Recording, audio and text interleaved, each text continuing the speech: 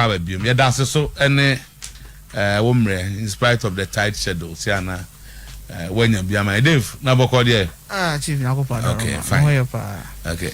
Nana football season abawe season end.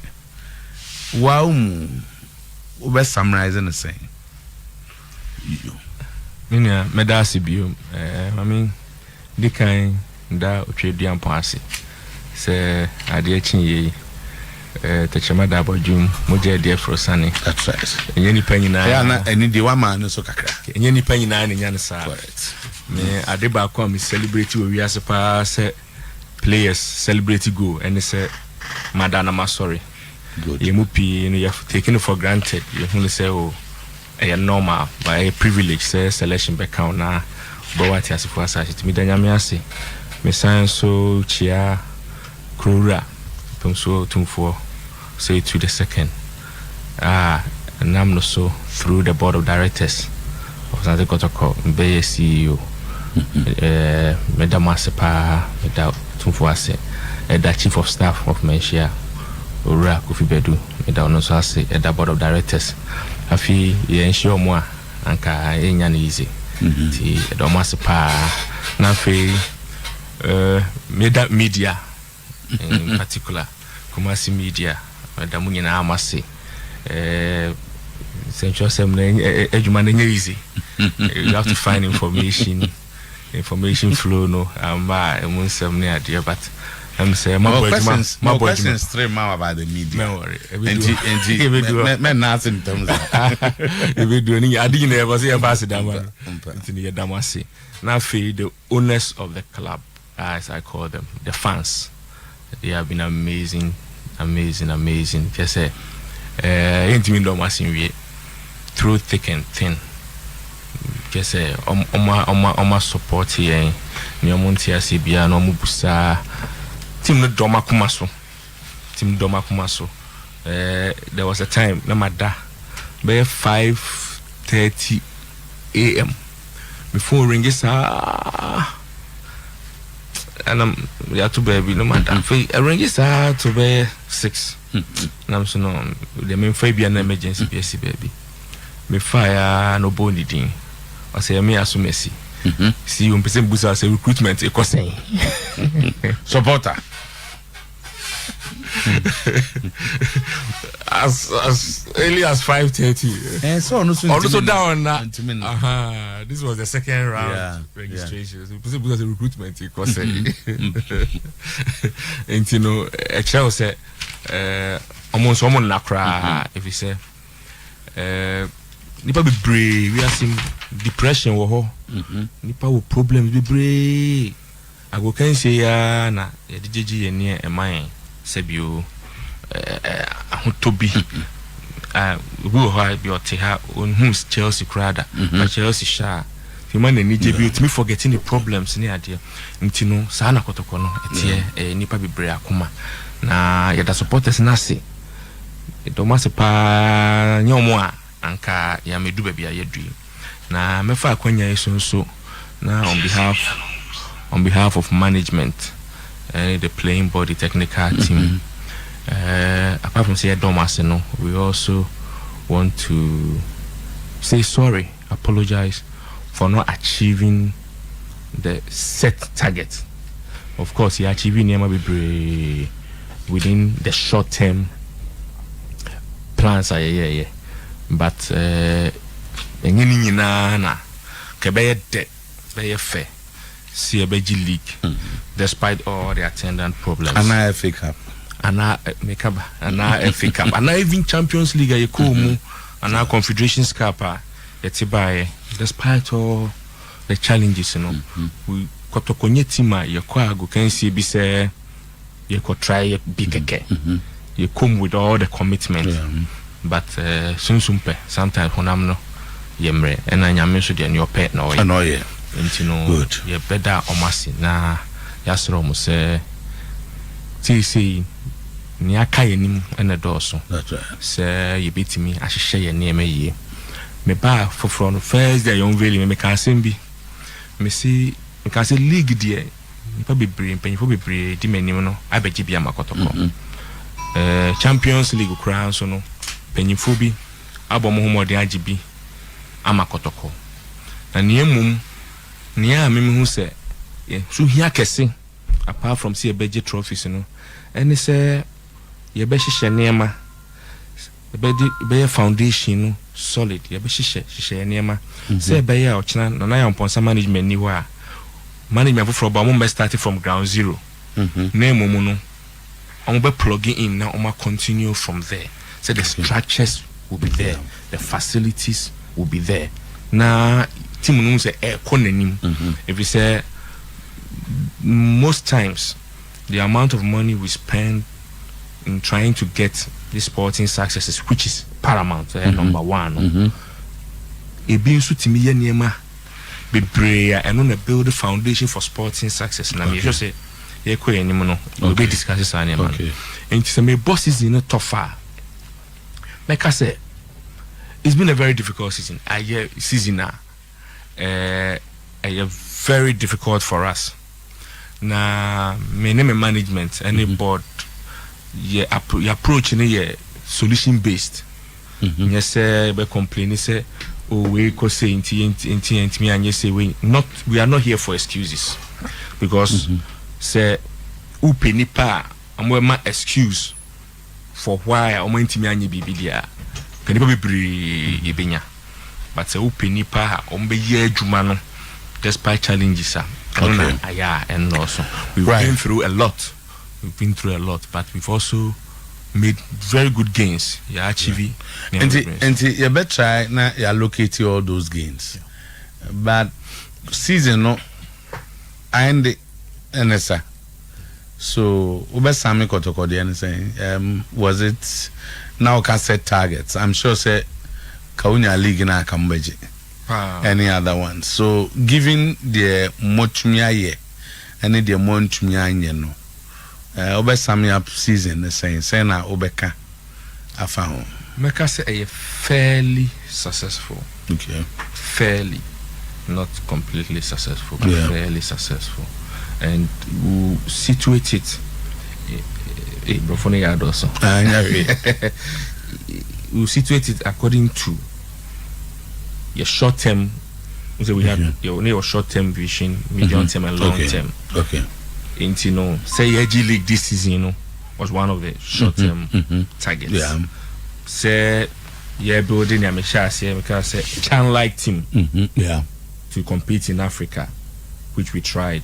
We didn't go as far as we wish we would go, but we share say fair blaster at the point that you play as best 6 or 7 a womb, which means even that channel like team ambition achieve because Koban say and chanting I'm sure say more than the 6 na then or 7 na it's been a fairly successful season. You bet me a fan from different sectors.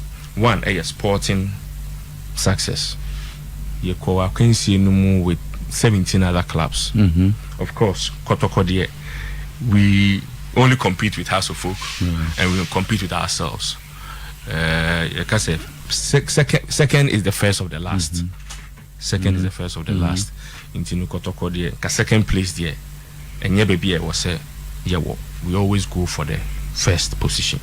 And so no we share not to give excuse, but we share in the course of this season in terms of home and away records. Kotoko still has the best away record. We call away table now. I think say if I can quickly go through I'm sure say we can do a quick data conversation. So Ghana Premier League table sir. Away table Kotoko nya 26 points. Okay. Has nya 21 points away. EBT has 5 points there. And no crowd to move has omo away ni bebre nso yen kan. Don't forget say has bo away no bebre e won kan. Say away record no yen ye beat omo by 5 points. Which means say ya dear pa. Now Yanko Antino Kotoko the first has the second on the away table. Okay, Yanko home table. Home table Adriana the first with 43 points. And Mazda home. House of Folk with 40 points. Ewo home. At that second. Kotoko that 12 with 31 points. Home record. Home table. So wow, Kotoko also 12. It's also 12. Home table. It's also 12. And you know, there's a home Kotoko nyade. Yeah, more home away home. That is what it means. Okay. And this season, yeah, typical. But some away anamo yade. But me about traditional home no.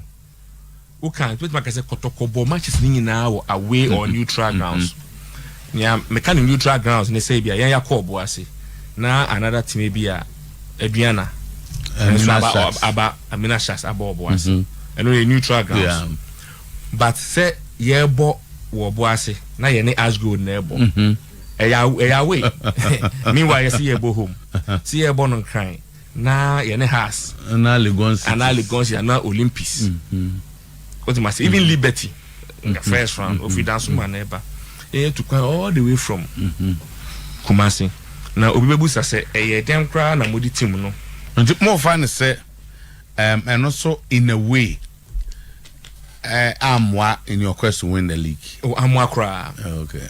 One Obia him say we are singing a team be a strong when home. Whether we are Man U, we are Real Madrid, we are Barcelona. Home a your fortress. And you be a team be out there share table na make who compare other teams na Obia unya points were away seeing home. Obia home points then a draw to sing now Kotoko pen na away points draw to sing in home into see a ball baba yara home a fortress a matches be brew or if you are draw and be winning. If you are a lose ya, KB a bed draw and I be winning. And only then 1, 2, the fatigue on the boys. Fancy any Liberty Kobo. Liberty be free dance man. Abang Accra. At the time I near Accra. You ever travel all the way from Kumasi to Accra.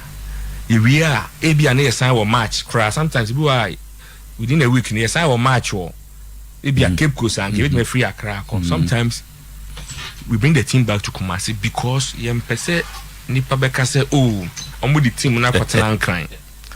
Because the team must be closer to its base. Of the team no bang in the constituency. Kumasi.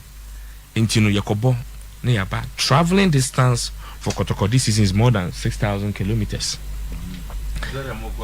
I have a toll on the players. We share your bus and your super luxury bus. Intino fatigue, injuries, some super luxury bus. So, what am I say? Injuries be na be a subject to traveling be because players no a player like Kayeke ne nine share the distance between you na onya problems with the 9. What am I saying? I'm careful in you because areas and the questions are man for the back. Phone is so I am. And Mammy Musa will be quiet forget. And then I watch him. Then a while 1 year. When I'm talking 1 hour. Yeah. Then why then Tina. What have you done in Afina where you work Kotoko? Okay, we did. It's sometimes we're bad. We can't this plus. Can I just say no, they just well near Obiani, but of course. And who said these days a lot of things go on. Yeah. Media house. They didn't come to supporters as in about them. Oh, they Kakrebia bit at the end achievements. Me kind of areas, you know. And then later, when we going to in terms of time I buy sponsorship, for instance, Obia him say COVID period. You make be ne egugu. You go be struggling to say cool be ho so be nyam could say company because say could buses can na adding because company na no man workers be coffee or struggle but ni nyina mu no ya tenase yenya kukudro e draw planner yenim say company no so within COVID period no struggle no obepo be take advantage of that plan to either relaunch itself or push forward into sponsorship. Them say more money to it be by, and the revenue that it brought in, especially in the absence say Yanko Stadium at the point Yanko Kra and it will be 25% to create your home. Yeah, ball obuasi sika itua for stadium no most times you know, but 90% of the time more than sika yinya from much doesn't obuasi itua 10,000 cedis per match. Game back 10,700 plus other charges 10,700 cedis. Mobile back be over. Entino sponsorships no eboy. Okay. Recruitment, me believe say we did well. Because share you buy not 38 players in the world. 38 players, you know. A moon 17 coach car said, and then coach car see and keep, you know. Also say the best, you know. You best share Mukinano, Prano. You've seen the performances. And no na Abuama second, no. I can tell you, say players are the buy, no. In terms of ABA performance, we can read them. Be an idea, and you see, say some hit the ground running straight away. Some had initial challenges, but later came in to do decent job. And the season here came placing second, playing away from home with all the attendant problems, you know. 18 B and KB or battle relegation. So to play second, you know, of course, it's not a dear but it's still an achievement. Yeah. In terms of structures, we share Adakoja project. We hope to finish within the next 2 weeks. When we hope to finish, I can say we Adakoja Assassin now. Okay. Nya shasi no, and I then we was also na match, of course. Because yeah, shasi no. Ne nim say aban my Yanko Stadium ti nyesika. Ne nim say ye kwa ko bon kan. Ne nim say be 10,000 per match. E wo boase. Nti sika wa plan say wo de ya de na o say bi den ko hye be e ka bi wo ha e be twetwa ne nim say wo ho. Nti you need to balance anema we nyina say be ya so no be achieve your set objective no. And also okay. And for me the key the structures in terms of administrative structures. As for dining idea, we are bit about administrative structures, making sure say who set the right foundation will be back Kotoko no say okay na Yaw Amponsah when money handing over. The panel will have proper records. Proper records say me going forward no ahana ye fair free ahana ye dey call every niema ye easy because normal one here uba finding your feet alone say wa ube hu niema mu ni ade one here transition no can take you a whole season ube lose focus but ye timi ahihye niema say no in terms of reports, in terms of documentation, we signed a deal document tracking system. Wow. And no, you can see a train you quite a yes. And remember movie alcohol soon.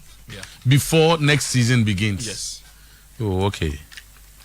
Wow. Well, we make sure we have a right website. I mean, good website, function, the social media branding of the club. Because you see, then be a mechanism say, Bemakra.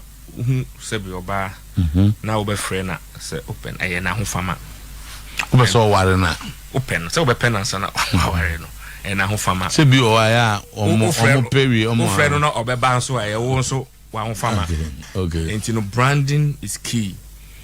Sebi ye kotena and they say my brand the club no to a large extent before say improve the brand image of the club and no attracting sponsorship and attractive patterns. Sponsorship no one could detailed. Minim da obepese obeye but what's the sponsorship? Saying more sponsors saying say Asante Kotoko. Say it's about 7 7 in terms of paid my Sika. about 7. 7 ni nyina mamu sika. Yes. And you almost meska. And all partners and so be 3. I don't know. On your no, there could be monetary value to it, but it's more. Negligible in terms of the true value. Meaning, be a no now be David name 7 near 1 Oh, I say I'm more fun say be an out there some be room best over can. Oh, say ya long. I now say you may we supporters are you'll be surprised some of the questions they ask. Will be say a big car recruitment will be say what fast strike be. Will be so say minuru and then or koye. You see there are several things people want to know. Tiwadama you be say no ya no amai. Near man be or me show time. Say me see me fan one by one. Say me na me press conference na me what 3 hours say let me fan one by one. So the sponsors in the bomb di mamina. You were High Sense. You were Star Life, Star Assurance. You were Seek. You were Next Level Energy Drink. You were Ticket Lake. You were Goyle. You were Cedarvite. Ticket there. Ticket Lake. Ticket Lake. There. Ticketing. I believe you said. Okay. Online ticketing. Okay. Goyle, Cedarvite, and partners. You know, your Southampton, your View, your Insta Scout. Wow. Now, we will not for no man because said the sponsorship as some can't deal with Chrome Hano. I did say na go catch. What that one na we am dey. We how can say? Okay. Nedi kan me entina me believe say ade bia no wo mu suen hu no a eboa. If you have knowledge and experience in something, as part of my football journey, no, I worked as a director of football. For 5 partnerships in the UK and it cuts across the globe. 5 partnerships, man, teach you your sports sponsorships, seeking sponsorship for the likes of Chelsea, the English Premier League itself, Premier League referees, Man City. And you know, I got to understand the dynamics and the fabric of sports sponsorships. And it was a outro in your proposal, and it was a kind to attract the sponsor. Yeah. There was a sponsor who said, in as much as Uhiano. And sponsorship pen and yet letter. No proposal. And yet 1 letter. It's me submitting about 30-page proposal.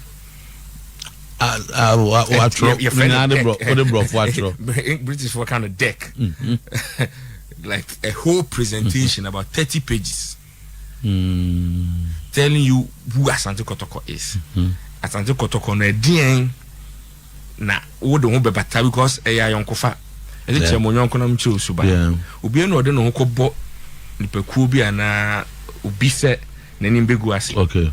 Ode no bebɔ se be ya ono so na image ne be koso. Nti brand association, you know.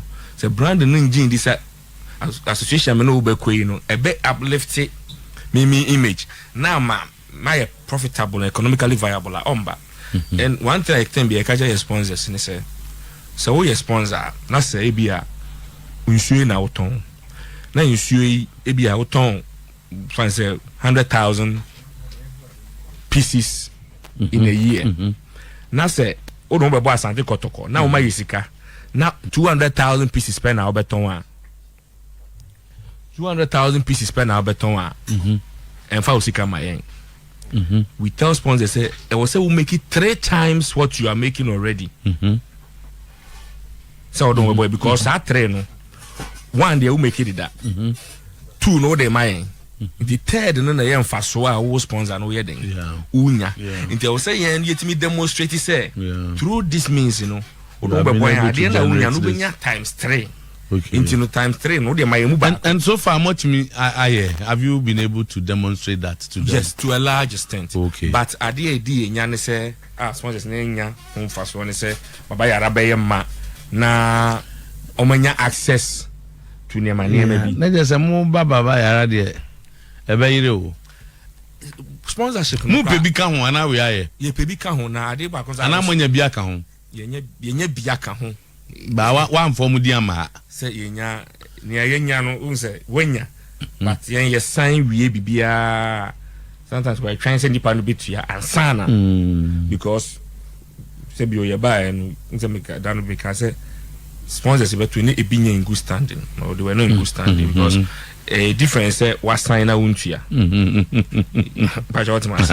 So was sign out to ya. Go be a bit me was sign.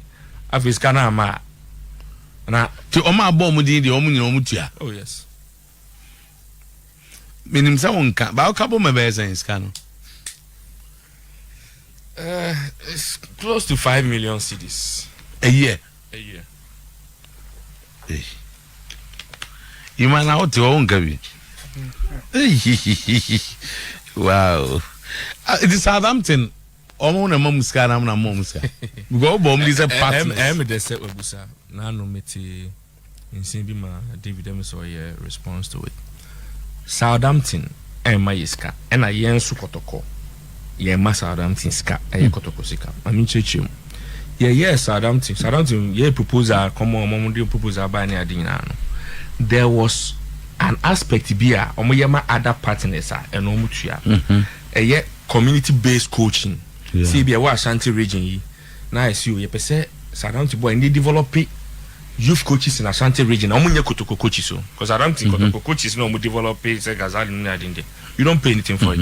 But yeah, as part of your corporate social responsibility, you say develop youth coaches within the Ashanti region using the Kotoko platform. And no more service bisa. But we Kotoko couldn't afford. And at Tembiano, your partners and also we try to create a symbiotic relationship between our partners. You propose I the call all the companies. One of the key areas propose partnership with Southampton. Say Abia sick. Ordinary we look also sponsor Southampton. Ube to ya £500,000 for Abia minimum sponsorship. But through our association with Kotokono, Ube Timene Southampton, Enya Ayonkofa, Untuya as much as that. Abia is a high sense. Kotokone Southampton, within the partnership period, we propose say yebebo Abia home and away match. Yene Southampton be activities bia. High sense be timid in home. I'm expecting ambush, ethical ambush marketing. So okay.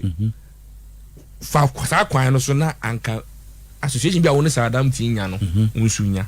Inti aba and the cash seek for say. You perceive ye idea we as corporate social responsibility ma Ashanti region. Na Southampton is sick for you them in John. Omo you go I na we eti krom ai.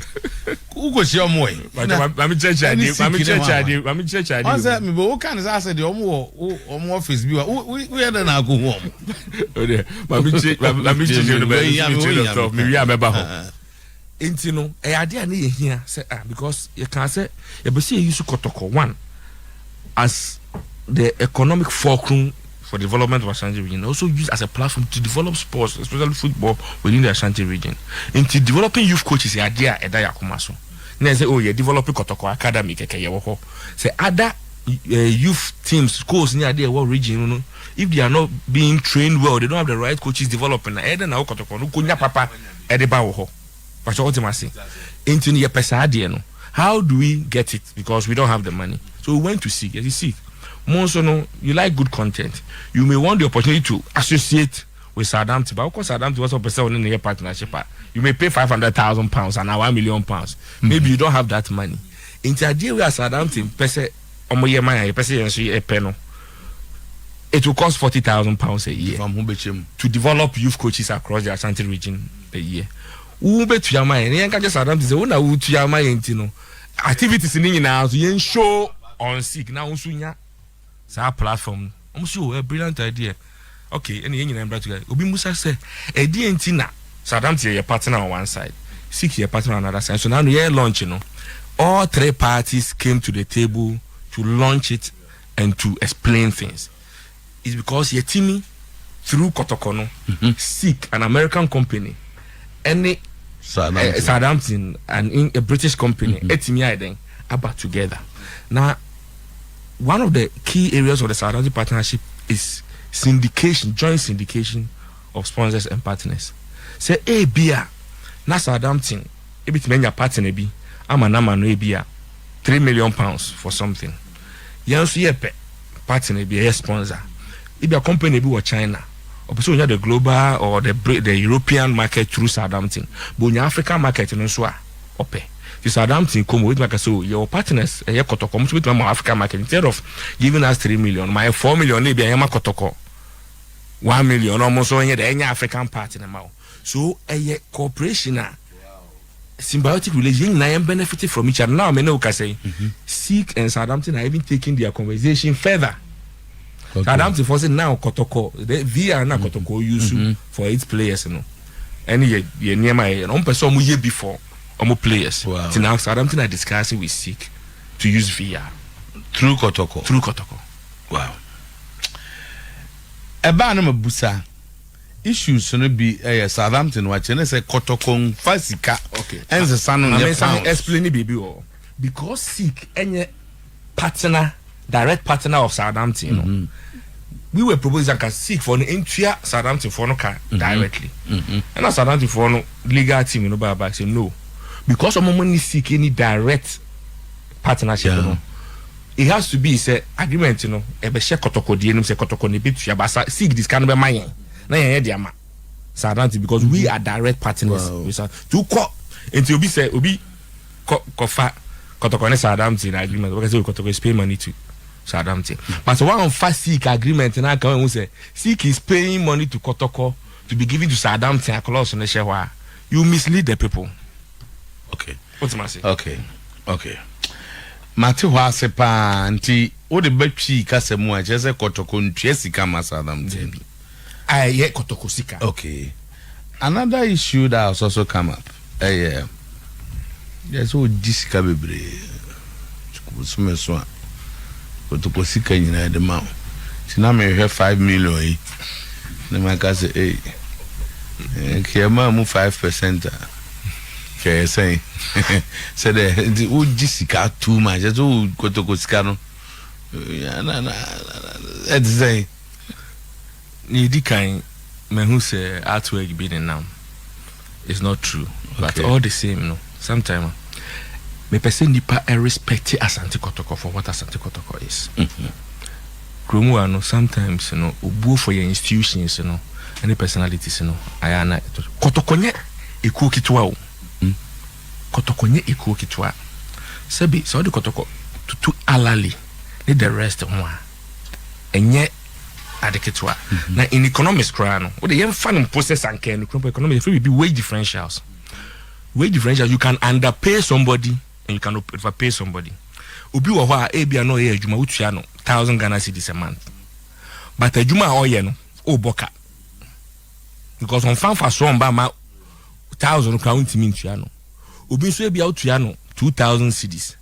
And so adwuma no ye no ne fa so e de ba no. E ma okra unya akire fa so. Ma me ma example bi. Businessman bi okromwa na asama ka me say ni sector no omo tracks bia tracks no ba tie ba ku bia cost $28,000 tie car come a track no tie no mo yadwuma rocky area enti no na o fanze Ghana ni a o twi track no na tem bia bu say within a month na akọ na be also fa no fa ho na ebu atwa mu no akọ replace 28,000 sa na obi ka chen so onko fa foreign expert bi mra no nye den on be hwe sa honma or see if we say foreign expert no buy no on tie damage no conform na every year we save over $3 million on ties alone majority mass so expertise no eni say ye tutu no form okay majority mass that's right and na etosubium na Yaw Amponsah enya me na me sorry as CEO obi na appointing me there's an appointing authority a board of 12 and engage me and I agree on whatever remuneration o kan o de no so kan o de yes na mbigina baby and na begina no kra no time na yes ana na because on say ebi ani pay free be free me mama ho so at any time I was here, me sure say ebia ukase will free her now. You may have 2 or 3 options. At the time I made back Kotoko, I also had options even abroad. You compare even abroad in UK. I had a club in UK that was ready to employ me as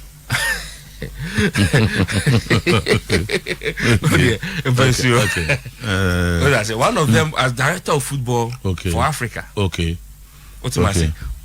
There was another board, board of inclusion, another issue. But medium sometimes, you have to even sacrifice a lot because football America or jibe $400,000 a year. But you know, my brain person me coffee, person me koi bibi ofie. Or if you have 100,000. You know, I think that is explained. And Sikan said the Tibiano, one an agreement with the board, and board 2 appointing me. And management okay.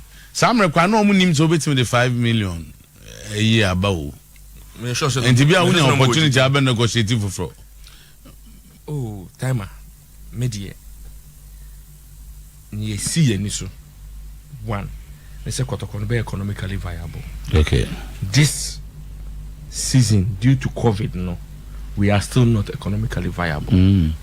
But is it Sika Munya no and they must spend it still I be saying say the Munya knew how much you are spending.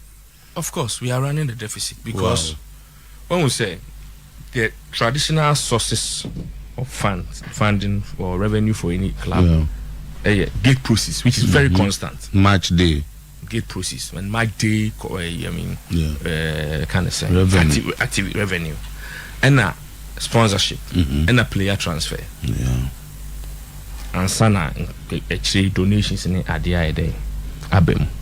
This season, gate process has been practically non-existent. So before I remember Kotoko, I bought matches. It me a gross 600,000 cedis, 700,000 cedis before. And open me busa finance manager say, "Hey, this season you can't get process buy you benya 100,000." I say, "Boss, never Kotoko there." I doubt. The whole season, and so now Kotoko me bought 1 match.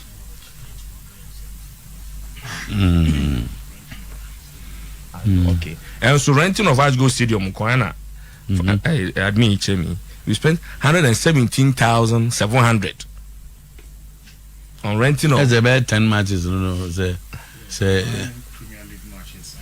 FA Cup. Two FA Cups. Well, okay. Intino. Until before I'm looking auditors number, it's auditors be Omabidu. Niedikan Asante Kotoko auditors, Martin Humbi, and Yaw Amponsah CEO and appointed auditors for Asante Kotoko. Directors, your board and appointed auditors. And every year the club goes through the normal auditing for you kind of say club license any idea, which we are currently going through. If there's any other auditing now, they will go to the board and the board will say, Nanayo, cooperate. And I'll cooperate. Say, one of the difficult things I've experienced as a CEO is getting checks signed because the board members will be busy. And then I may sign anytime I check barrier, so sometimes we'll be in a gym, we'll be in a meeting. And I have to wait 3 hours to even get a check signed. I'm catching a say, I don't sign 1 Ghana CD check alone.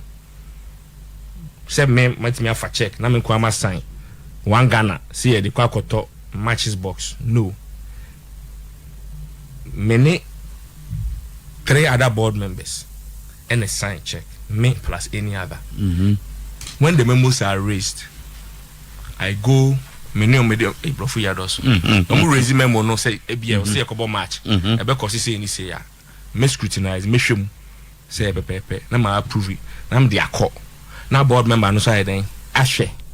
No I approve. Ansa na me sign check no so sign. Ansa na yakọ any dwumade agodi. Enti no so bi tena ba bi no ka say. Ena this guy na we use guy ko ABB board na approve a. And see dana insin so da under the current dispensation of Asante Kotoko. I feel they may call more than so. Sani Asabo. See, are you keeping our 4 goalkeepers? ba kono no me kabum said the you we so opeso who I Muniru left Asante Kotoko play an open as pass. So if you can or say ask the CEO for me why Kotoko has high sense at the front but the replica doesn't have any. No question anti-BTA or Germany on Tia said that say auto replica now you don't see the sponsors there and no dintina manabasa and Bendy say it seems people don't want or like it when change comes.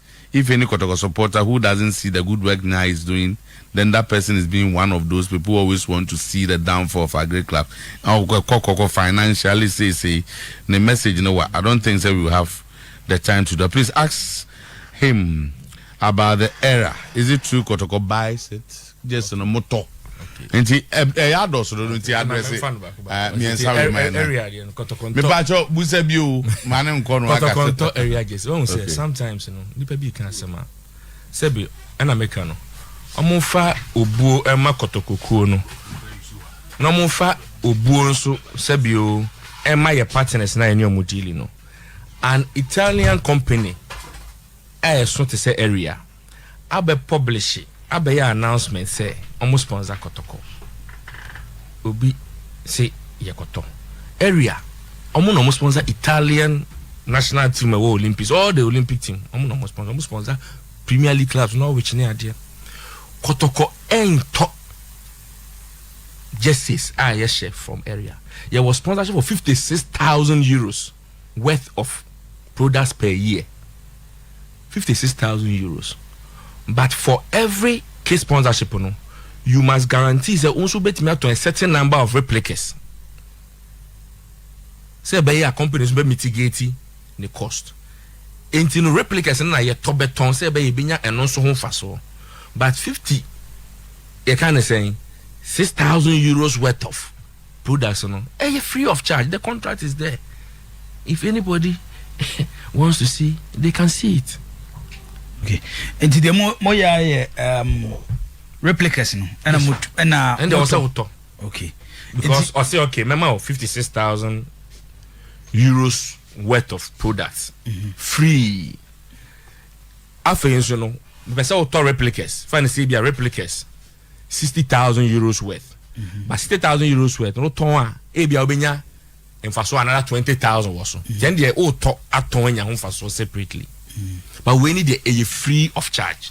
Okay. The only condition for getting the free, they say, someone should me ton replicas. And in here, we will say a question. Be number 7 film say, I didn't think Kotoko in your Nike, African countries be play teams go are Nike Adidas. Omokoto. Those teams Omokoto. Yene Al Hilal of 4 clubs. Omowusika. Ebo wahano omo ba na omo share area timi wo so omo share area me frɛ area for am say ye name another sponsor team then ebo match omo say no we don't know them am say omo share area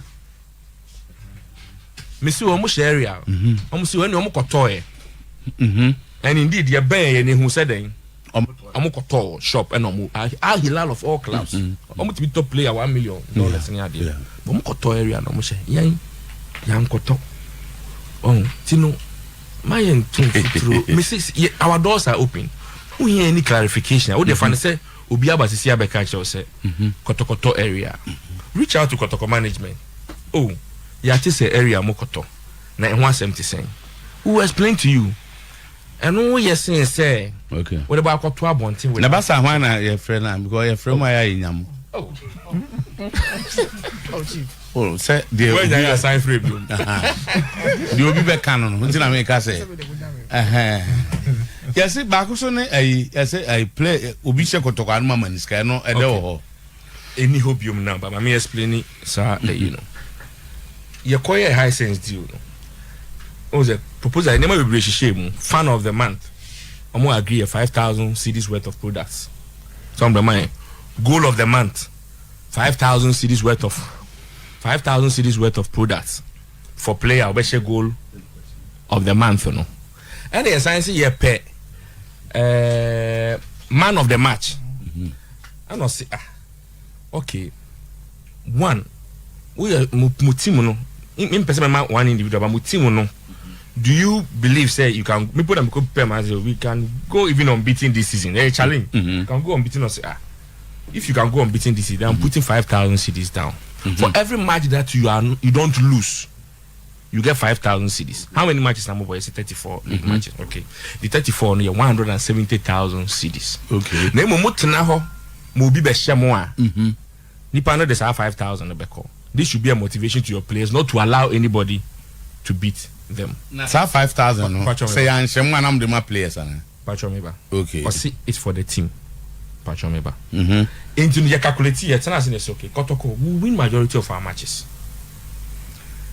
And we'll draw a few, we'll lose a few. So you calculate this, okay. So you lose 4 matches in the season. It means 20,000 echo. It means I got 150,000.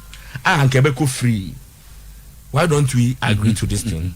And there will be for 20 nunko. Now you so 150. Ebina yakutia stadium 117. 117,000. Patrol, how many matches? 9 Premier League matches and then 2 FA Cup matches. Okay, so 11 games. Okay. Into the margin says can beat me a cover way. I say enco free. Of course, a buy you know.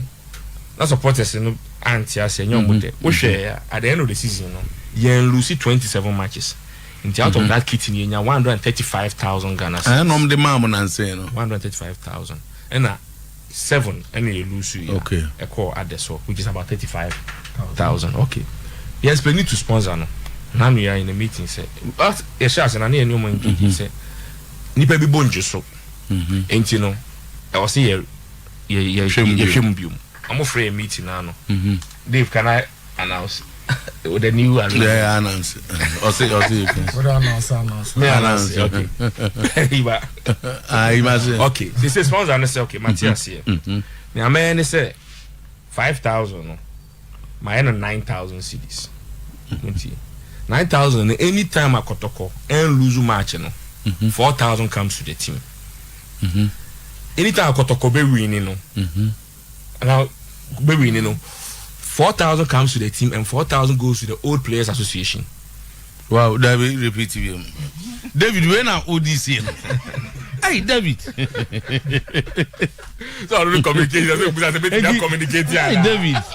Sir, I don't know. It's a communication manager. We also wait and number so be able to say no. Okay. I feel so 1,000 I catch you know. Every match you know 5 fans. It be 200 cedis each in a draw. Umbe selecting the same. Umbe o do ticket you know. Be part be 2 minutes. Umbe ya draw na. Into 5 fans every match 5 fans be 200 cedis which is wow. Until young go over. Say 5,000 and the ma open and no better Kotoko no major. Now Oma is scanning 9,000. Kotoko be for 4. When you lose match. Over draw 4.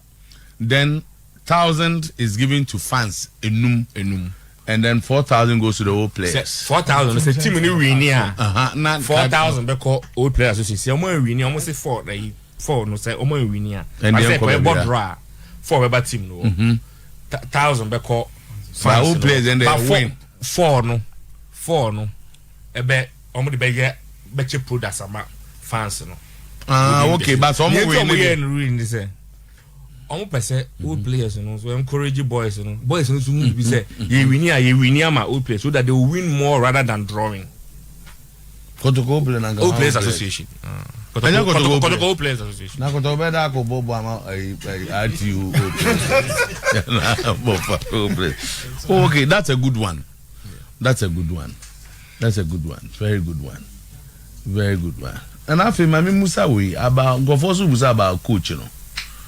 As a coach, Muniru, we are not for coaching us account. So Muniru initially was not in our plans because of course we can't afford him and all that. But Yenya Justice Blay, no, we knew say Mudasiru. I think the last week of pre-season, and Mudasiru cried. So we needed a short-term replacement for Mudasiru because he was going to be out for about 3 months or so. So last minute tonight, that's why she sang Justice Blay who be So we came up with a suggestion. So, okay, why don't we get Muniru till the end of the following window? Because we are not Bobo, no. Russia, no. I know fear about. Window any Europe. Window no run. League no run from March to November. See, normally from November to March, and because of snow, they go away for preseason tours. League. So it was a period that he wasn't going to play, and he didn't have a team. So he didn't cast Umbra na about that period of mine. But all but Oba he didn't come on and say, okay, Yakobo Champions League. Be an bona obi and who knows your pel. In general, a longer term contract. On the book I say on Beso by Jeffy Unya Bibiano Eden or Koba Obama. And yes, you know, yes, I say Yakobo Champions League na ala Libya no be pewa. What do we do? Yeah, long term contract. I think 2 years. But Oba and Kranon person still because when ya Obeko with the initial agreement, you know. Bona then he started feeling some issues. Issues. In camp. Person going to play. It's issues and I'm not complaining about, you know. Ibiaba Abedi at this point. I'm telling you, Ibiaba Abedi at this point. But he's an experienced player. So at one point, Mekai ye call Sudan BBC Mukaya. Some player issues be. We will be. I don't know they explain it as a for today. That the time he walked up to me and said he has spoken to his brother Suleiman Tari and he's not happy with the way things are going, so he wants to leave. On GAC, he wants to leave and then go pursue whatever. Besides, when you're club, but whatever, he just wants. He feels that the atmosphere is becoming toxic. This is why he's worse. So I engage. Is it from his colleague players and as coaches and management? I'm in Kumu too much in Pacho. Then people will speculate. We engaged and we agreed that, you know what, for peace to prevail and for camp to become issues. But ultimately, after my better say, see, na ya said that terminating Muniru contract say, or person cotton or baby. Sabio, Ofriano, baby, or quite crano, team and league non to. Was okay, in terms of Ghana League financially, they're better, but team non to Kotoko. But ultimately, and you know, Sabio. So there through a but sometimes, you know. Yeah. I never out here. And one say, Nipa Wajuma dear. 10% be I say, ask Nana, is he taking 10% of every sponsor that he brings to Kotoko? What are the plans for next season? And essentially, so says, we are Dakoja dinner. How is it going to look like? But first of all, are you taking 10% of commission on any sponsorship? 5 million or 500,000? It's like a bad crowd. At least it would have been well achieved. And I'm a boy. One commission, 10% in 15 years. The other sponsorship ne bano na eji ana awo na oji ana ima ama na nzeme na mi. First of all, I think it's a you become a contract and any management member contract near all the details are. It may not be fair to other people. So once you answer one, you must answer the rest.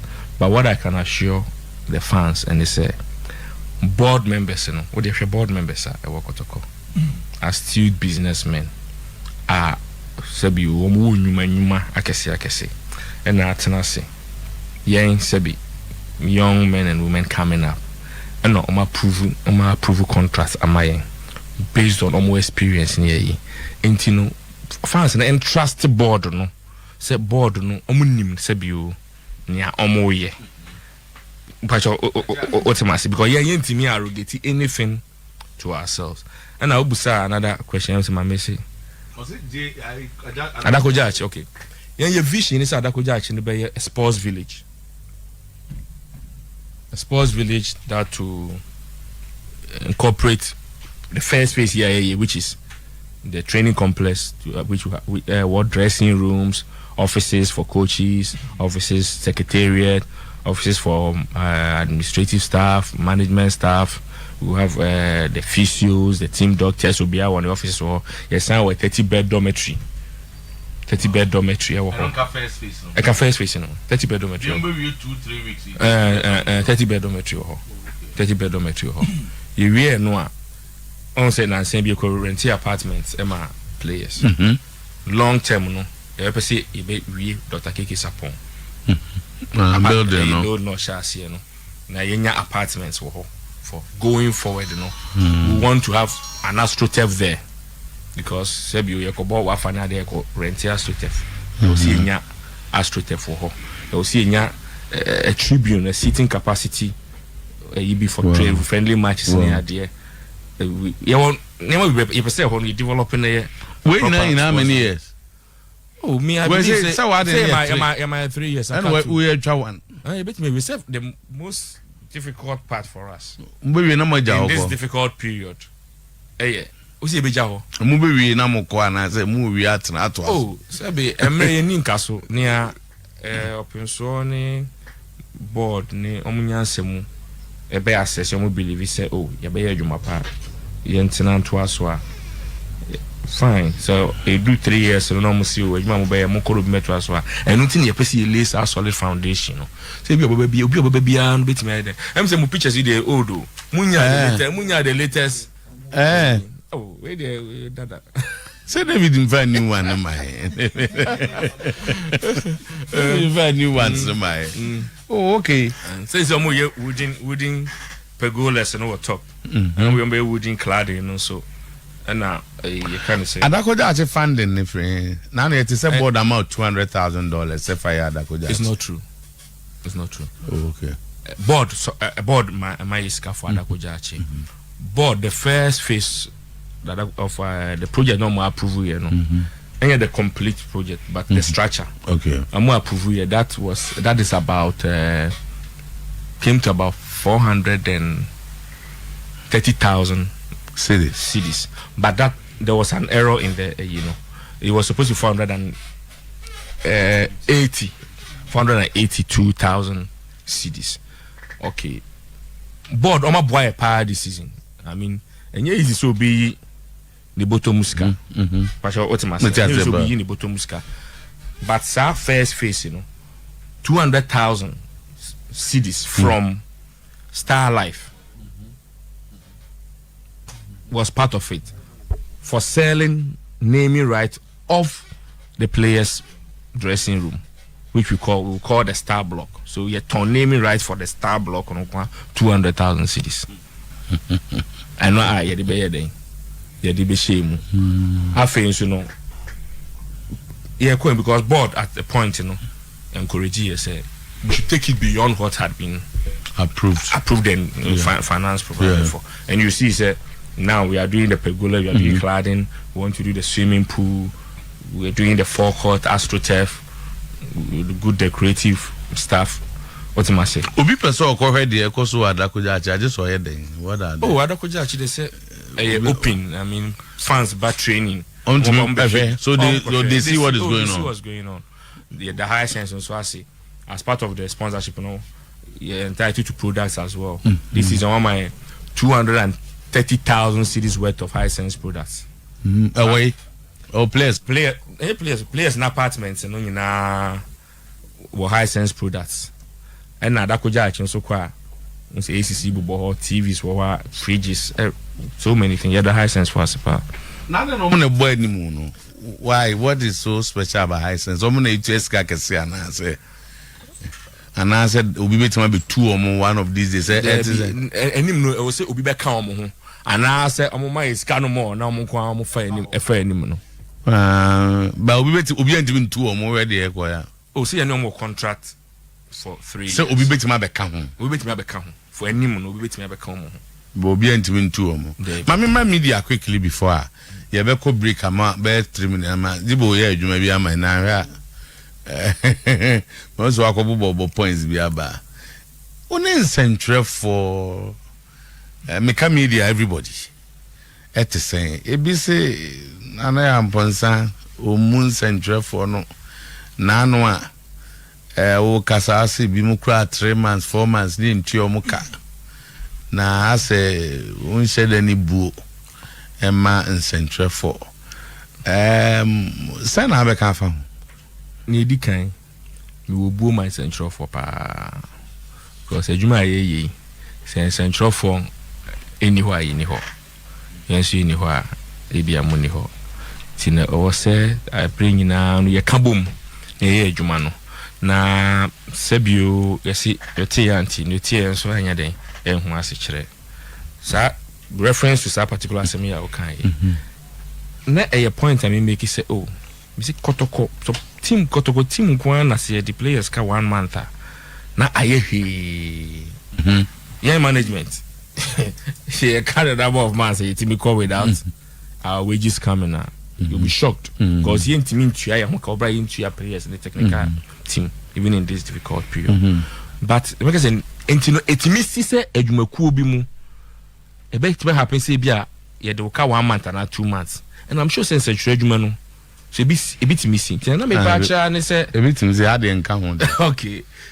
na me pacha ne say so man kan ya mo fan che me I mean I apologize but then na me person che ne say e bia me a mete a make say e bia yintua amanfo kana mentia se no minim say in reality na timi si me bit me to me that meet me the no en fato ho an say oh e ya dia etimi si tisi akanya nwa nwa say deliberate esi akanya nwa media me baby me sabi me can say why adwuma me fie me say me nyi jurisdiction am aye adwuma de ho de anka enwanwa but yen space mu ha no de okay enwanwa pe ba wa hwe mu po akokra de timi si na nsen hwe Barcelona mo the players ka na no la porta ba ko bisia 150 million euros to settle players.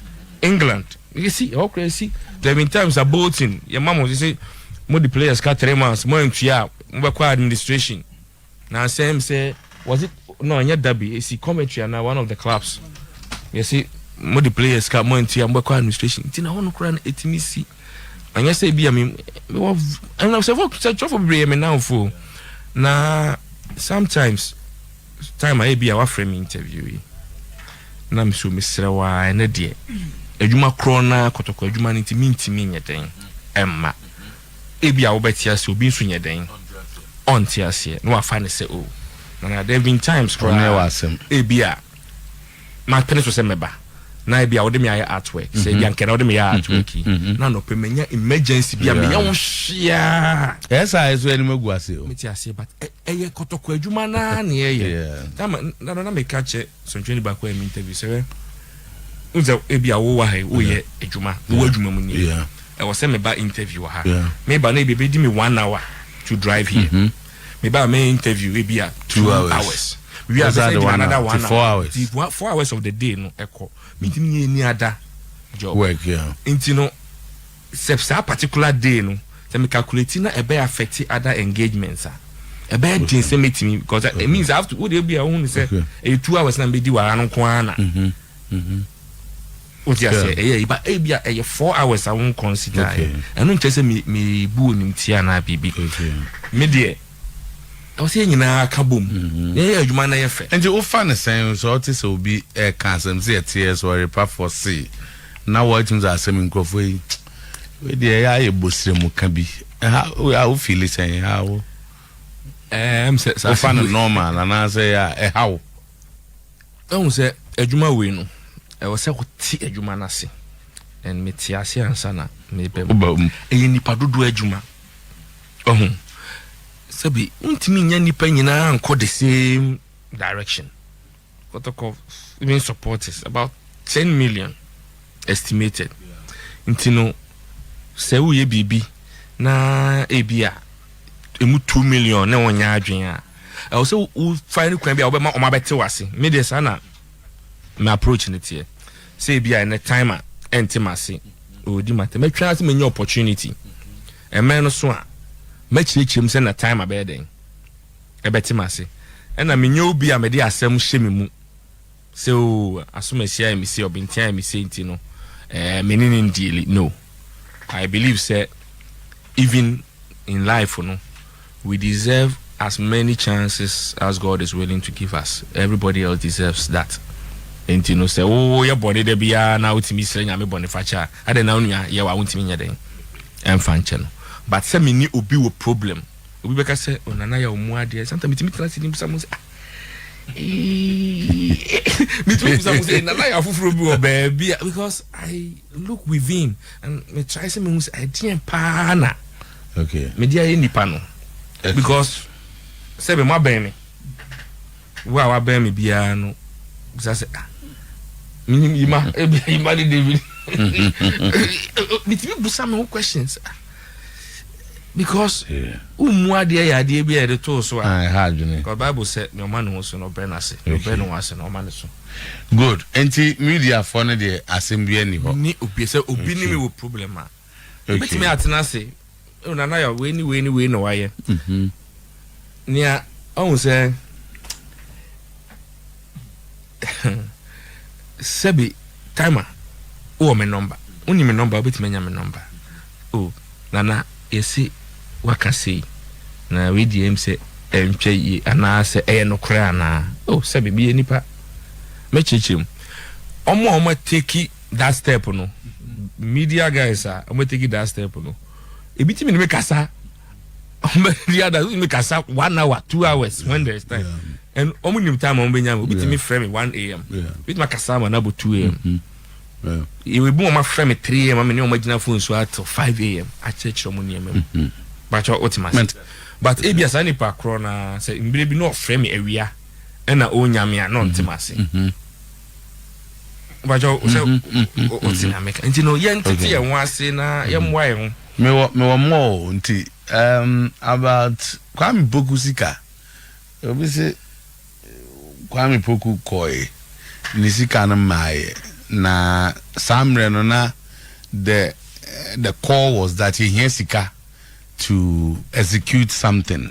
Sika no mai Kwame Poku when if there are people even say Kotoko I'm in the league because of Kwame Poku's absence. Enti it is saying nisika so what was the reason? Okoya be seen nisika na then awo obi a wadwuma awo ye anyway mo na man go for omo yo fra kadama na zo mo etisɛn entisa we say adwuma bia ne mra ewo regulations player transfer mra no o transfer player no e say na ITC call ansana why then what ya woka so mo the request in the tomb for a certain period na wa amfa kwa FIFA kra be den ebe issue ITC na mo nti ye kra no per experiences bi ni ade ye the clauses bi a na ordinarily any say what contract me hihye mu for instance say so mo mayen record from bank I guess o man initiate payment and sana na say bi o say Kotoko pe say transfer say ya e koma edwuma bi a ye be trot to your bankers will acknowledge and say they are working on it bibi sa no mo de buy mpo ansana yempo ye pene ama boy na free but e kodu mbre na mo si omo central bank omo nya issue with omo central bank ni ade na entia sentini even no mo per letter from GFA say Kwame abo national team to enable them register him any GFA for kasa mo fasa letter no nyeden emo on to see ensa be kan sika enti no enye se na yenim se o ko and it happens even in Europe all over cars jurisprudence now FIFA jurisprudence transfer cases say what teams abroaching that top team players or man den scan number no e be but one ton who se scan den but we put in all the measures but me no kase ne ka danya me say we went through the FIFA process quickly FIFA more 45 days so and my plus interest okay you know we share him say so they have to pay plus interest from Sanomo into what happens to them. Oh, there are sanctions. They can even be demoted.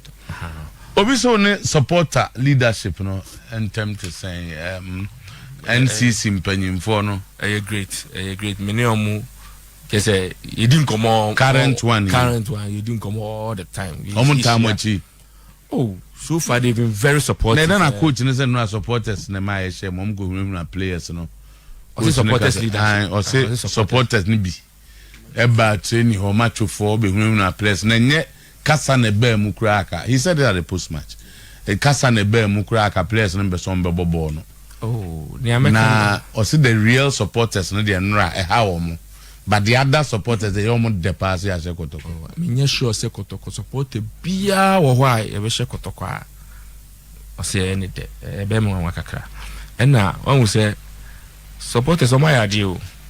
Kotoko supporters o my idea because Arishimo munya see a G League at the point near train house of folk move 7 points.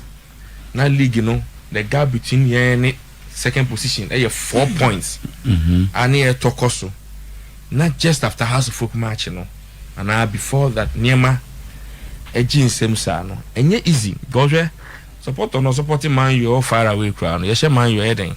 Hano na mpese Kotoko ya wona tumwa dem tina edun time say ya na message supporters in momoni say yenya abotre kakra if we say players no so before say omuso person mu win technical team person mu win management person win board just as supporters person e win no say ya yenya abotre na supporters ye ni man see support na enye good times on kwani ye support even difficult times kwani hu the support nti yan koso na nyina anya den yan supporting ekunu fa no tuma pemfra ye benya issues here and there but how we come together to solve our issues you know and no never boy Bible say how divided against itself shall not stand tin was say nyina na your back. Okay then see after Hearts of Oak Kotoko has bowie no then see ama nema se nema ye basa sa ibinum kwa se muni mubi oni imane David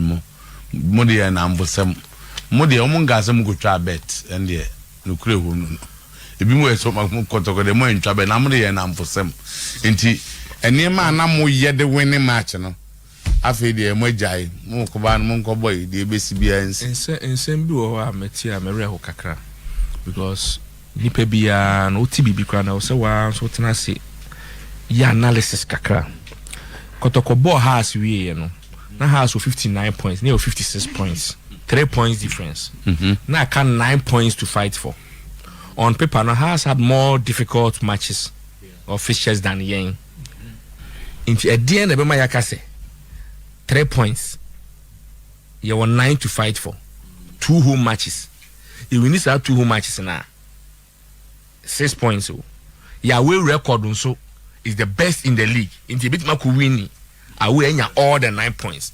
We believe the House of Folk drafts they were going to struggle. We believe say Wafa were going to beat House of Folk. In the House of Folk, enya 4 points. That is drawing drafts away and getting and beating Liberty at home. And I we believe say we could win all the 3 matches because your home 2 they need him say a banker. And away no so they away masters. In the night in say 9 no there. Definitely ye benya. Na the end of me obidi bibi say edi agro sebi an opportunity to win league aba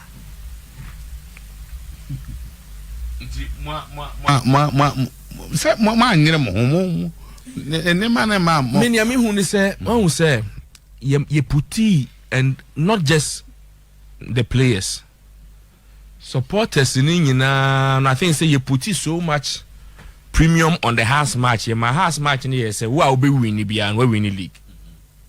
Into after house match, you know, psychologically, you know, as any people give you up, and there was a drop in spirit and bouncing back, you know, and yet easy. Bouncing back, say from that, you know, it takes time, and it happened at the wrong time. Nti enra de see FA Cup na no aye say at least na do be kwa Africa na penalty abedo na almighty Gamma and she na do penalties obi say na Wahab that do bo penalty ni bia na say one man no savem man go 2 ball na sesa ni nyina e wo ho but there have also been some allegations say players ni be nyire mo eno ya momote players ni be nyire o mo ho ebinom just say omuna hugely responsible for the results you are getting these days Martina moya ahwe ha ana ase mo nte kura ana mo John place need to the extent that mo boss answer no kura to go. Oh, yeah, TB. Say these are speculations. And I think so as management, you man see a billion shimo. Because soon to me, saying, yeah, managing management by any allegations 2 years. And you know, the allegations are 2 players between Wajatum. But there was investigations now because see a season I bury, you know. Never be pre now cost, so never been a young who was yeah, thorough, kind of saying. Assessment ni hu baby anko yi baby eko yi na ye nyina no ye beba together to find solution. Yeah, solution based people. You complaints be find solution to. Yes, I don't know. With my complaints na esi. One find solution na e be yedin. What you say? Wow. But I'm can be FA Cup no. Yeah. See be from ya pa no say supporters ain't easy, but you take advantage of that. American say the cost of going to Africa no ain't easy. The cost of going to Africa, so we can't last year the cost involved in going to Africa ain't easy. Bet me my astroturf for that project, bet me my double of what we are doing now and many more. Until now young kono in as much as say yapano message you take advantage of that. You find develop one your squad no you improve your squad, you prepare squad no to win the league and the FA Cup next season if possible. Now you develop your infrastructure so now at least intimate point is say young Africa no winner you nyade a console ya ho. I think say and also are you saying say just next season the Africa Kotoko? I'm saying say now the young Sebia bibia betimi asi Sebia wo na GF atwom krata say o bia Confederation Cup no Kotomo ya available because bia Chelsea na go no je no o se ontumi nkwa tina as a kasa we ma bia machine misano eba na sa ye be to board ni me ya je o ma dwenchire. Okay, because it me abasa so be possible.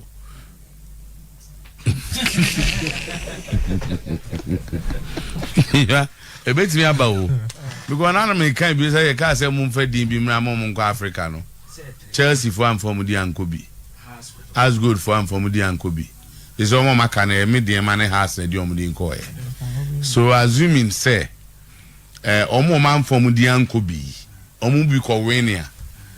Say I'm bet my friend Kotoko so mo emram. I say we be a friend extraordinary license. Our club license mu. Nti bia GF na bit me arrangement bia mo license mo ko. And you almost bet my so Kotoko so mra. This year me no ka say there. Okay. I don't think say this. Me ba the thing is here na make say could do mo be jiro ho ahia na mo be any day. Okay, obi can support mobilization. So is this on? Yeah, it's on. We are almost through with our stakeholder engagement now. NGBR, we will come up with the modalities and the roadmap to it. All right, then. What are my main friend supporters? Mom kakra. What are with your permission now? Young fans at 10, just 10. It's about Kotoko and the CEO. They are what they are expecting so by opportunity to talk to your CEO because I've been musa about question about next season. Players Ben Eba. Mbese we the more busa masem. Play over there. Do mo encourage you. And if you are musa there, if you on back be I'm still open to that home right check also. Okay. 0322494401 0322494771. Nana Yaw Amponsah is here. Ready for your questions. Hello, good morning. Good morning. Chief Bachawani. Oh, yeah, short. Nana, I know what you say. No answer. Erika, make sure not to job for you now. Now, the question is, Nana Yaw Amponsah.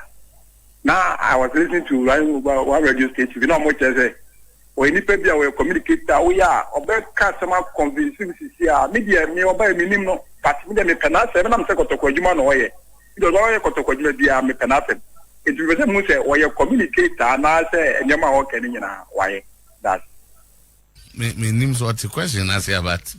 Drew, yeah, Obia or a communicator on ye BB or so I an idea of interest, Papa. Okay, hello. Hello. Yes, Senior. sir. Good morning. Good morning, Senior. Yes, sir. Senior George, near me, Pepe Accra. George, it's you.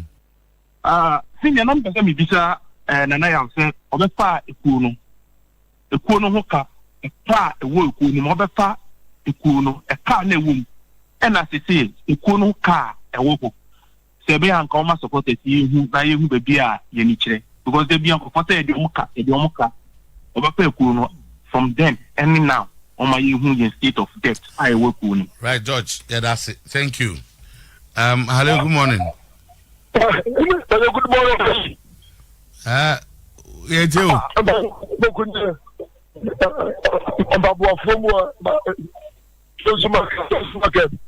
Market. Yeah, Let me question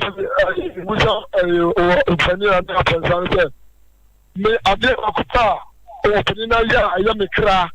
Eya ye prayer na otono no tombuku awo otono na we shall question that otono ene serious kama na question what ban is na so na kwa ye bi ya ya ma ya ina butre ya butre biem ye ni butre because prayer na no otono no na otono ko pe bi aba be shena na ma na bomadi na boy no when timi anya ma ye intimi dia honey dear, or fairly, or the amammy, that's really to other. Because you pay an abba. But January, what on? Okay. Yeah, that's it. I think point well made. Other sides of the answer at the amount. You don't want to know. Hello. Hello. Samantha. Yes, sir. Good afternoon. Yes, good morning. Awal me from Italy. Awal you. You media crime, the man and I want to say. Serene me, Serene pa, yani what a woman away and you so be free. But the Americans say, F. Cup, and I'm empire may boom answer could be free. Because team no Ukraine, young twins are from Africa and some could win massive. The Owoyano, I do got at him the Eunu, you need so be free. 1 year season now, what back on idea why you me man 100+ cry. But the Empress and the man in Tidy doing back. Assembly switch na man and French and one meka na supporters ni na hu de ekoso team because binu my imagine say mu peti mu ngwas ye de be kan de bida okay me kakra me catch them say one year so mini stadium bi kwa no betuma ayama e wado ko ja chewa ni ya di to honom sebe because e bia na say ukọ me de amase a problem ye ko e bia na problem. Okay. Because of our pitch, no any park now we use it. Korogosu de Kumasi Stadium no e di enyatem bia. Adoko da chino so betuma ye. Mini stadium bi e betuma fa nipa be 5,000 bia. Some matches in kitwe bi wa e betuma bono ho. Ni age 3 points. Awale ayama will be maybe. I think your point is well made. But why good morning. Good morning, Tyler. Chief, everyone say. Adu. If an Adu, okay, Adu. Let me make a craft army one day. And said, I am a problem, a stakeholder engagement. See, I let stakeholder engagement. Open your rumor, no, probably the council. When the supporters, the BI, who said, I see no car. Who was the bar? The issues in a chapter theory. Okay. And I feel the striker, in that striker. I know that the boy was seen, no. When you strike a say, oh, yeah, when I'm a tuner or Janua, why in the crowd, 6-7 goes with that. Okay. As I hear that's CP, I think that's. Hello? Yeah, hello, good morning. Good morning, sir. Hey, yo. This is about Are you frozen? Bodine Casa, it's you. The same will say, okay. Yeah, but when the Atama, you see, you can, and no one another to make sure that the man is in Africa, I am Kono. I am Timao, Yapa, by moving to key advantage of that. Any infrastructure in the mobile. Now, if I had that opportunity, so I can be sent a place that will maintain a home. Okay. When you that CP, why? Hello, good morning. Hello, good morning. Safu Kasani Mo. Hello. Hello. Safu Jemvi the black president. Yet you. And Madam Martin. And Mama and I are church in Simama. My book, my assistant manager, my manager, my management member. My Juma and many because I didn't go that in Sona 2 years. Then I'm paid now 2 cents with 100 million. How much did he? And I'm paid the money. I say a starter.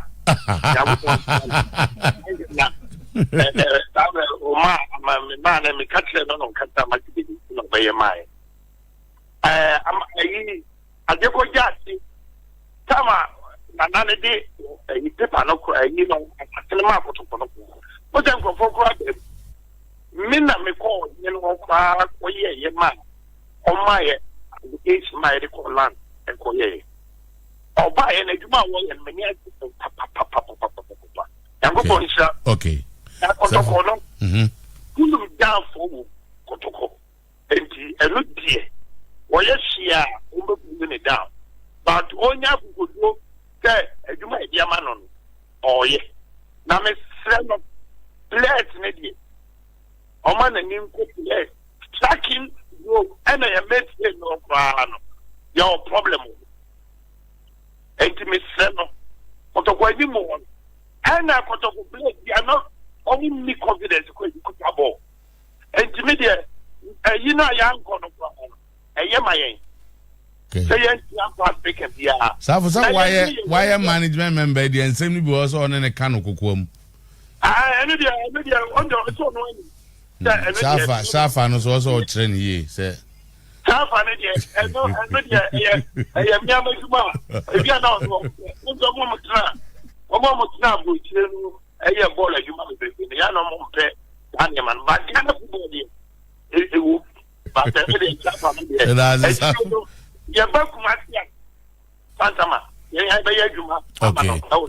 May I say, Safu Jemvi the black president. Say you ever two penafe. Yabahana Nana Yaw responded to most of them. Say your questions you but you know hello. First, director. Yes, Hamza, it's you. But you should walk here, Boko.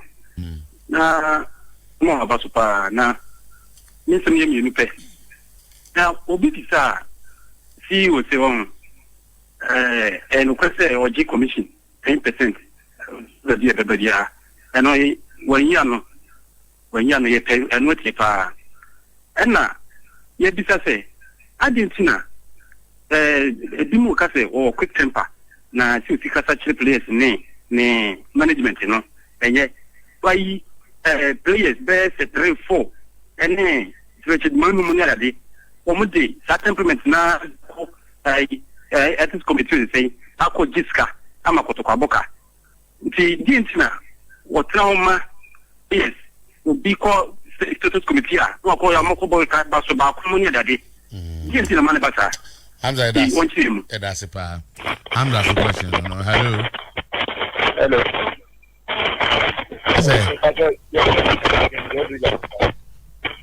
But online, I okay, but it's you. Kakame pesa mekanize. Media, me kimpiza ni nimekotoko na menya house, na mekotoko na mjaku kimpiza. But interview na Yaw Amponsah. No use papa no gate papa. Oh, it will be ya see empanto so manenyo ho. And sama interview no okano. In the future kotoko supporters there. So the Otia them semi go be yakika I say nipani nyako no better to use our cafe. Oh then semi go yakika dia guno so I say what this campaign sending you and this out to go so Tony Trim say yes say ya kana to no no bofu it is unu na ya kranima and now because of Zambia what things you know they have to Zambia ba All right. Let's say Kotoko supporters. Yeah, we have a three. Okay. Now this is open. Just say open. So yeah, now so the radio stations in the so what change him. Now we are in both for piano. None of my head and if you said that from the length of or the funny idea or TV and other piano. So then the both work could do piano. That's a problem. I wish a very David Obing. I'm so last seven and a whole car. Mammy knew a Juma week a Kevina. Your messages, Kakao, not so if you see your questions. Mammy can see you, but I know I'm was one Abaha because not yet kind way. Kwabna board is a please tell Nana that we don't need agent players. We should go for young players because it happens to us before. That's thing. IFK could be say, God bless the CEO, the management, and the board. Kojo Brazil, so sometimes I'm in USA and I tried ordering Kotoko red jersey online, but the red jersey is sold out. When is it going to be in stock? Shady Shot say tell him to get attackers from South America to help Gamma. Our defenders are good, but our attack is weak. Shady Shot can tell Nania that we want more players who have had academy training. They have basics in the game and very good. All we need to put in them is the winning mentality of our Kotoko. Anybody America say, Tama, this kind of state of our football, Nya is the best man to have happened to any club in Ghana. We have a good man, NYE is the best man to have happened to any We should be thankful to God for having him. Also, answer Kwame, say, please ask Nanaya, NYE, how much money has his management spent on the JA Sports complex so far? Again, when is the academy starting? So as the women team again, please. What is really in the partnership with Southampton? Are we paying? I think you came a bit late. One say no. They should give that mandate to the circuit so far as well. Joshua Ben said, good morning. Although it's painful, we have exited the FA Cup, which means we are out of Africa next year. To me, it's good for us to save money and put our house in order. Going to Africa and not reaching the money zone brings a lot of financial burden on the team. So let's also accept it in good faith and prepare for next year proper. For over 10 years, has not been to Africa. They are rebuilding their team for good planning. We shall bounce back in grand style. Fabulous is always the best. Money Mike Dakwa said, good morning.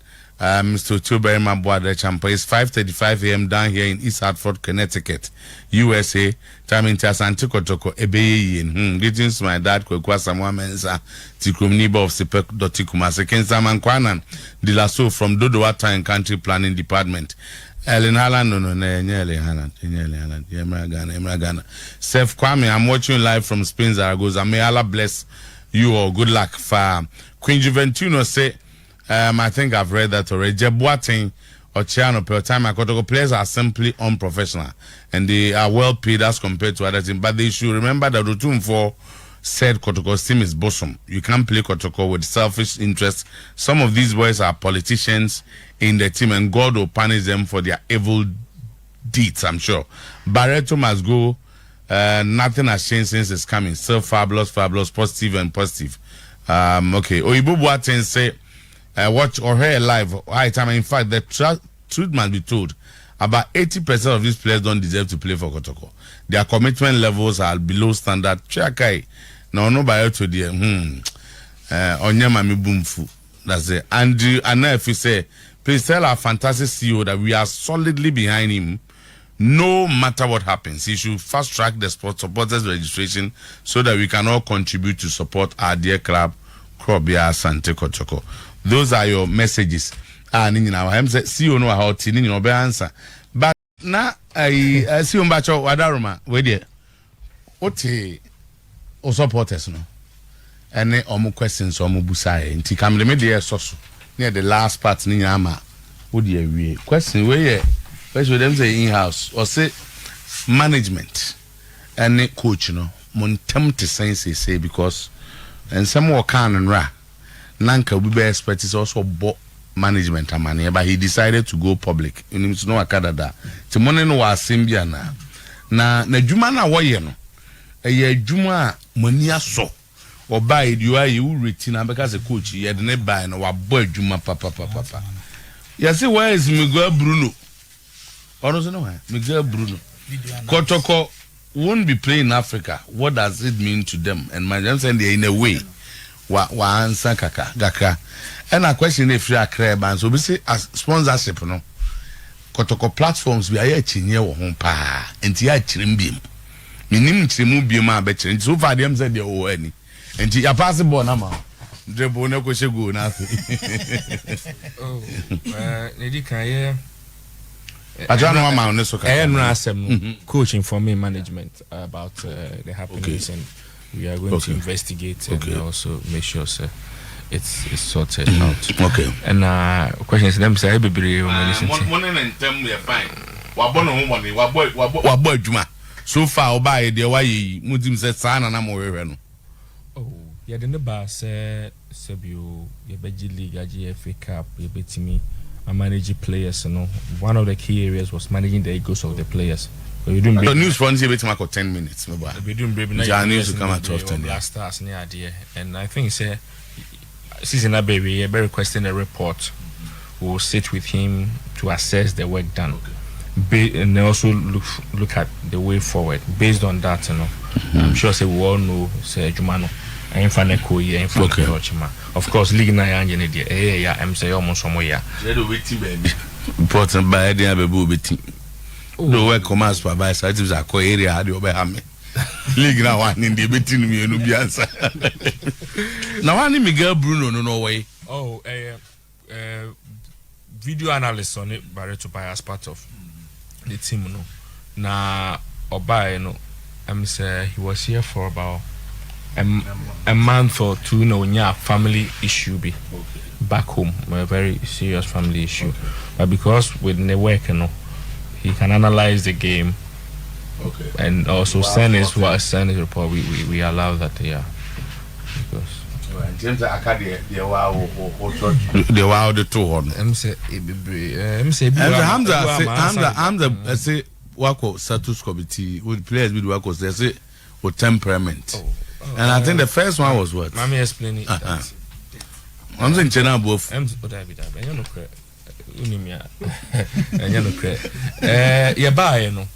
saying my explain over and over, and I'll try and close it again. Now there were 38 players on Kotoko books. Out of 38 players, J coach Maxwell could report. He recommended that he wanted to keep 19, which is half. 19, a move 2 crowd were not Kotoko own players.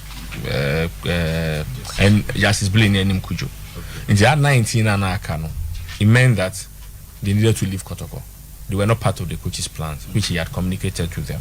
So we sat with all of them. On mutual termination and the way forward. Why I was a loan, why I was a terminate. Out of 19, a move 15. Asembia Mahu. Move 50 assembly and bango ya no more agree bibi atem even 4 now mo cause at mo wa no more agree etena ase e mo ti omo ho ase pajot ma se ti omo ho ase say about 3 of them yen terminate e bi kra kodu secretariat omo ko sign termination agreement based on nkomo na madi no ena e bi was menya call ma se samadwen there was even one player on the okay say so stay no fighting for the place and you can say okay stay and fight. No, see you meet my contact radio family and maybe Abba. I'm so cobra. The next thing I tell no status committee. But in Munianka say, see it me manage out of 19. Now a move 4 penny copy status committee. Like I say, ye be. Okay. And now status committee no more call a kana team no diom.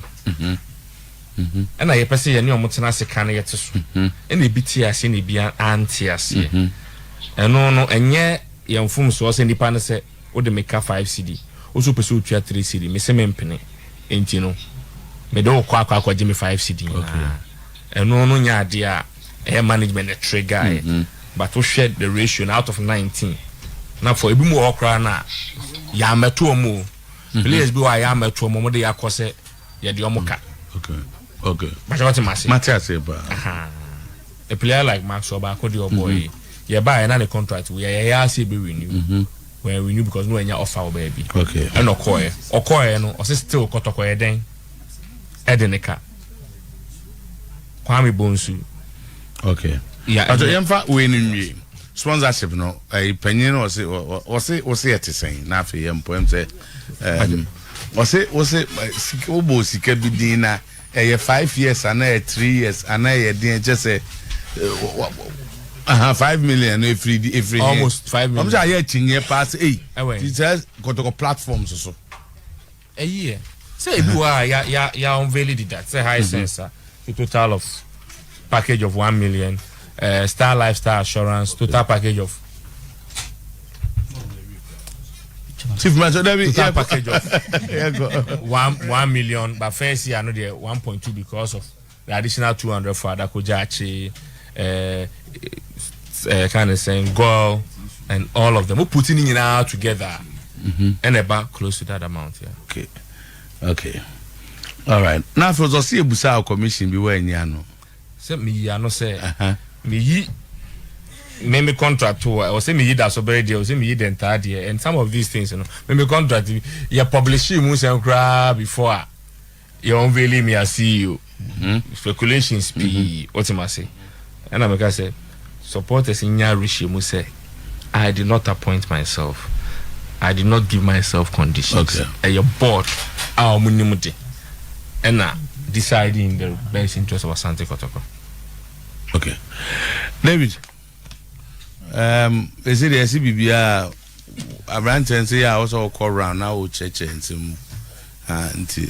Ima one go be. On John see my analysis. Thank you so much. Sabi Edmund Dawson.